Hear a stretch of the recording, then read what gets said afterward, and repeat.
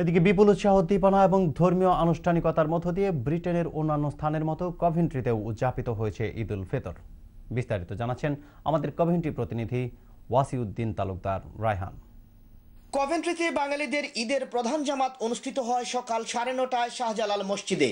অন্যান্য বারের মতো এবারও স্থানীয় ধর্মপ্রাণ মুসল্লিদের ব্যাপক সমাগম ঘটে কভেন্ট্রি ঈদের এই প্রধান জামাতে।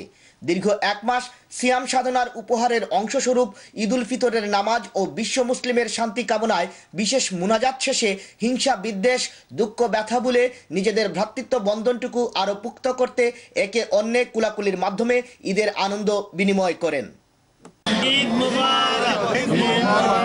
ঈদের দিনের মধ্য দিয়ে কভেন্ট্রির কমিউনিটিতে ভ্রাতৃত্ববোধ আর ইসলামী মূল্যবোধটুকু বেড়ে উঠুক আরও ব্যাপকভাবে, ছড়িয়ে পড়ুক সারা বিশ্বব্যাপী মুসলিম ভ্রাতৃত্ববোধের ইতিহাস। ওয়াসিউদ্দিন তালুকদার রায়হান, ATN বাংলা নিউজ, শাহজালাল মসজিদ, কভেন্ট্রি। এদিকে বেডফোর্ডের ঈদ জামাতগুলোতেও